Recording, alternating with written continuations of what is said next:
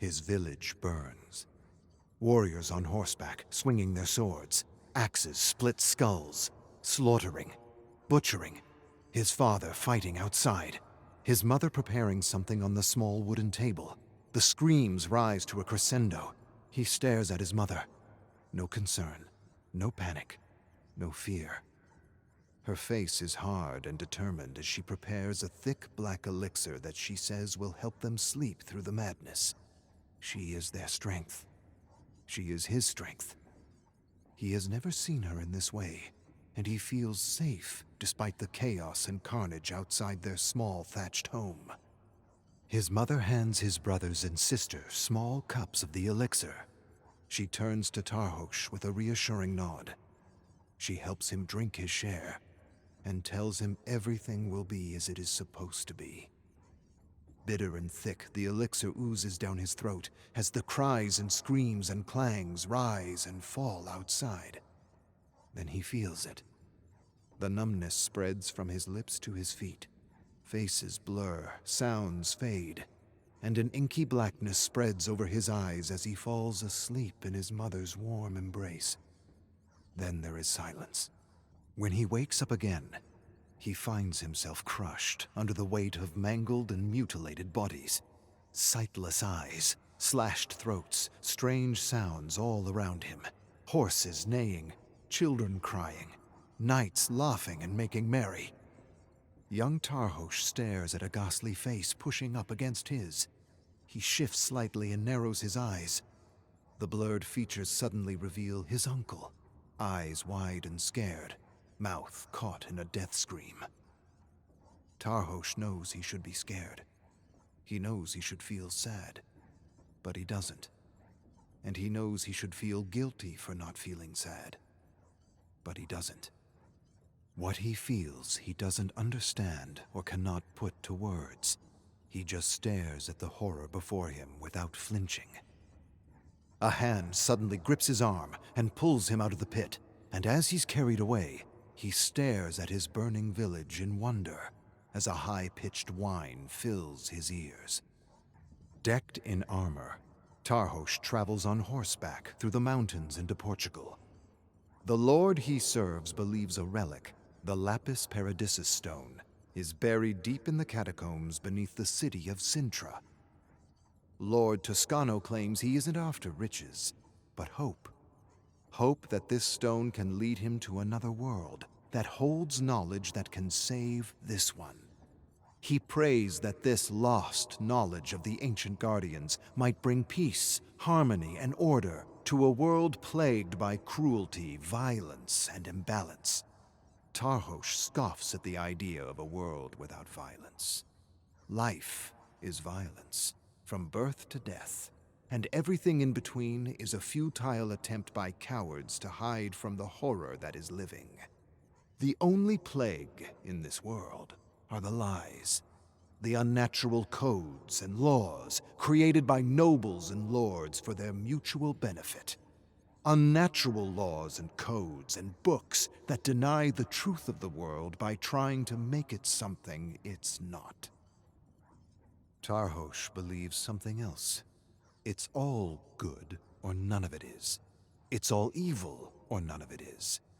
It's all part of the same cosmic mud, the mystery that transcends the world and all its dualities. A mystery he never pretended to understand, but affirmed all his life with his sword and his disdain of those who used their laws to make their slaughter pious. Hypocrites, all of them. Not him. There's no guilt, no shame, and no need to hide from life. Now Toscano halts before a village and sees guards protecting the entrance of the catacombs. He sighs deeply and shakes his head. He has no wish to shed the blood of innocence, and turning his horse around, commands TARHOS to find another way. Find another way. Disgust strikes him like a sword. He feels the blade pierce his chest, smacking the breath from his lungs. He has no words for this order. All he can do is stare defiantly. Find another way. Why? So Toscano can sleep at night? So he can waste more of his time with his foolish notions of right and wrong, of good and evil, of noble and barbaric? Toscano's entire fortune was secured with violence and slaughter justified by highly imaginative codes and laws. His fortune was secured with nothing but darkness. TARHOS grinds his teeth as disgust darkens toward hate. And he feels something else. He feels Toscano doesn't deserve the spoils of his ancestors, or his relics, or this ancient stone that will somehow open a gateway to a world untainted by violence. He's a fool if he believes such a thing. No such place exists. And if such a place did exist, he would want nothing to do with it. He sighs and scrunches his fist. He wants to crush him like a maggot. Of all the lords he's served, this one he hates the most. He's heard enough of his notions of ancient guardians and their supposed superior wisdom. And as he watches Toscano ride away with his retinue, he decides he'll take it all. He'll take it all because he can. He'll take his stone and his relics and his town, and he'll show this bloody coward the truth of the world, the truth that has always lived in his heart, and no one will stop him. Not the guards in the village, and certainly not the 3 knights Toscano left behind. Without hesitation, TARHOS dismounts his horse and unsheaths his sword with a terrible ring. As the sun begins its slow descent, TARHOS battles the 3 knights. They attack as one, and as one, they fall to his bloody sword. A knight refuses to die and stands with a right arm dangling by sinews of flesh. He grips his bloody sword with his left hand and attacks. TARHOS evades and plunges his sword through the metal mesh and into his chest. The knight catches his breath, crouches to his knees, mumbles some death-fearing words, then slumps down in the dirt. Then TARHOS turns toward the village, where he feels the eyes of a dozen guards on him. They watch him from the shadows as TARHOS marches toward the ancient catacombs of Sintra. The guards stand outside the ancient door, strapping young men with crude swords. TARHOS sees the fear in their eyes as they raise their torches to see who dares challenge them. At 6'6", TARHOS knows he presents an imposing figure. He commands them to clear the way, but the guards draw their weapons, and TARHOS feels a darkness crawling out of his heart and into his veins. He grips his sword tightly as guards close in on him from every direction. He glances around, unafraid. Then one guard shouts some nonsense about honor and things that are sacred, and they scream their anger and attack in unison. Time slows to a crawl as TARHOS fights through the guards. His sword gleams in constant motion under the setting sun, whirling to sever limbs, smash backs, and slice necks. The guards shout and leap with a burning need to protect the dead. TARHOS burns with a stronger fire to affirm life in all its pain, agony, and horror. The last standing guard runs for his life, screaming for mercy. TARHOS strikes him down and turns to the ancient wooden door with a wicked smile. He wipes the blood off his blade, then picks up one of the fallen torches and steps into the darkness. Death surrounds him, fills his nostrils. Not the decomposing flesh of those buried over the centuries, but the rotting bodies of the rodents and vermin that called this necropolis home.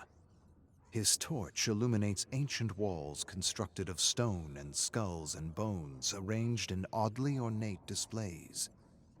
He feels the presence of countless lost and terrified souls. Cowards, all of them. He finds one skeleton impaled on a spear that sprang from the wall, a trap the ancients set to prevent treasure seekers from finding the stone. He finds the remains of other dead adventurers, in pits filled with spikes, crushed by boulders, torn in half by swinging blades. he feels a presence guiding him. Dark, cold, primal. A paving stone clicks as he steps on it, and a razor-sharp scythe springs from the wall in a deadly arc. He drops to his knees, the blade whistling above, the deadly edge nearly decapitating him. TARHOS uses his torch to burn spiderwebs. The sticky strands cling to him as he pushes forward. Massive spiders, furry and thick, scramble over his armor, searching for flesh. He brushes them off with his torch, setting them ablaze. In another cavern, he startles a giant cauldron of bats. They screech and flap, slamming into TARHOS as they make their chaotic escape, nearly knocking him off his feet. Sweat burns his eyes, and he blinks it away as he forges ahead. A trapdoor drops beneath his feet, and TARHOS falls, grabs the edge, barely holds on.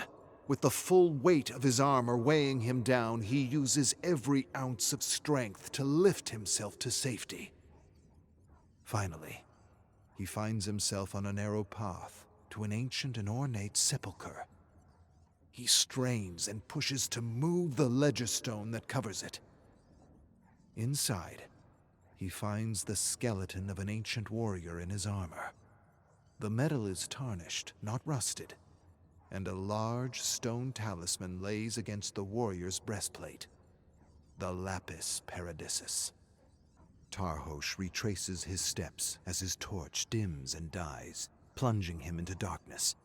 He feels his way ahead, past the same deadly obstacles, avoiding the pits, avoiding the blades. Countless spiders skitter over his armor, probing for a way inside. He detects a tiny glimmer of light that gradually grows until finally he emerges from the catacombs.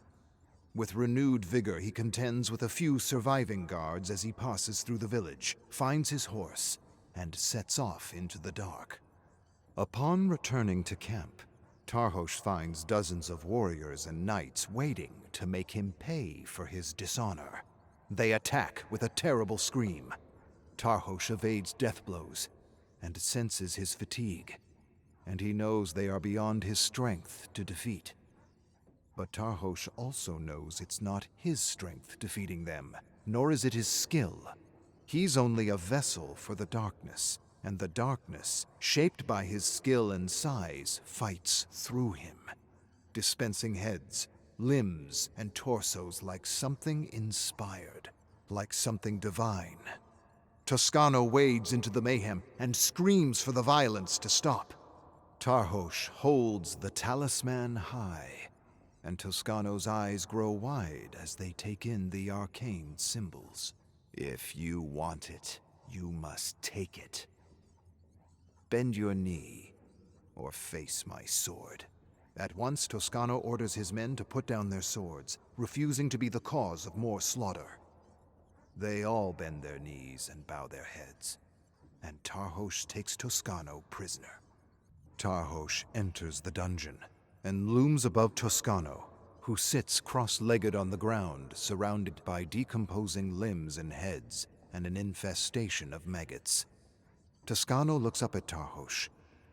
Then his troubled eyes lower to a dripping basket in his hands. TARHOS kneels before Toscano and opens the basket as though he were about to share bread and wine with him.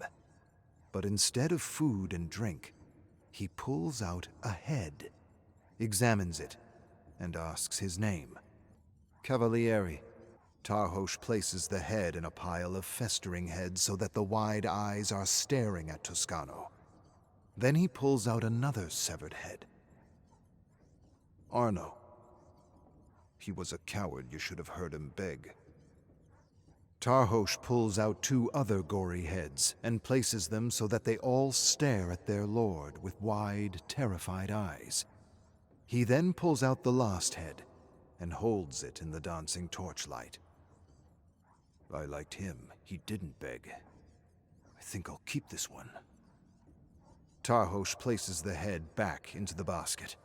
He stares at Toscano for a long moment, then stands and exits the dungeon, leaving Toscano with a few more heads to keep him company and perhaps to help him remember where he hid his secret books and relics. Books and relics rumored to have been salvaged from another world, a world described as perfect. And to Tarhos, this could only mean a world without all the lies and pretenses of civilization. Tarhos approaches the dungeon door, but doesn't open it. Through a small opening, he stares at Toscano, lying on the ground with the maggots. A thick wall of flies makes it difficult to see. I would have thought you would have crushed the maggots by now rather than live with them. Toscano's eyelids open slowly, but he doesn't respond. The nobles are preparing to attack me. And why? Because I am doing what they do, only without the lies. They say I am mad. Tarhos scoffs. Do I seem mad to you? Life is madness, and I accept it for what it is. So perhaps in that way, I am mad. Tarhos opens the door, enters slowly, and crushes several maggots as he paces around the small dungeon. I remember a village we destroyed because a man had stolen food from a noble. The entire village in ruins and everyone hacked to pieces because of a few stolen apples. So much suffering and death because of one man's hunger and another man's ego. That's the history of the world, right there. Tarhos fixes his gaze on Toscano, who says nothing. I didn't mind the killing, but I did mind the praise and honors we were given for our just and pious deeds. That kind of talk is true madness. Tarhos pushes through a cloud of flies and approaches Toscano. He stares at the symbols scratched into the floor and laughs to himself. Tarhos enters the dungeon and squats beside Toscano, handing him a wooden vessel of warm water. He watches his prisoner drink it down, then smiles at the growing collection of symbols on the ground. You should see what I've done with the town. I've made similar symbols with cadavers, and I've recently added old rivals to my rather impressive displays. I also have old friends helping me prepare to battle a small army closing in on us from every direction. A righteous army, here to put an end to my evil. Tarhos breathes in the stench of rotting humanity. But something tells me they aren't coming for me. From what I've heard, a few nobles desire what you've been hiding from me. Which makes me wonder, what exactly have you been hiding from me? I offered the nobles the stone, but that didn't seem to interest them in the least. What makes this knowledge you have hidden from us so special? Tarhos wipes away a pile of maggots from the floor to reveal a symbol. Not this knowledge of a perfect world. Tarhos scoffs. What you don't understand in all your wisdom is that the world is perfect as it is. It is. And if you don't get it here and now, it doesn't matter where you end up or what knowledge you find. You will always be looking for something more. Tarhos stares at Toscano for a long, pensive moment. Paradise will come when you make peace with life as it is and not the way you imagine it should be. When you embrace the horror instead of running from it. Only when you can do this will you see the madness of your ways. Your futile search for knowledge, your foolish refusal to take a life. Even the life of a groveling maggot. Tarhos pounds a fist and crushes several maggots into a squirming white paste. Then he picks the splattered pieces off his hand, stares at them curiously, and flicks them into the gaping mouth of a severed head. He stares at the head, remembering. There was a village, quite far from here. A small army advanced on this village on a mission, I suppose, to butcher the barbarians. To make this world a better place. Rather than be killed by a stranger or be taken as a slave, these villagers had chosen to die by their own accord. TARHOS scoops a few more maggots and tosses them into the mouth. I remember one mother had poisoned her family, without hesitation or remorse. The love and strength of will it must have taken to do that. Something I've yet to see in all my experiences on the battlefield and off. I have been around nobles and knights my whole life, and all I've seen is cowardice steeped in the rotten stew of lies and hypocrisy. TARHOS tosses one last maggot into the festering mouth, stands upright, walks through a thick cloud of flies, and pauses in the torchlit doorway. I have yet to meet her equal. Then he shuts the door with a clang, leaving Toscano in the growing darkness.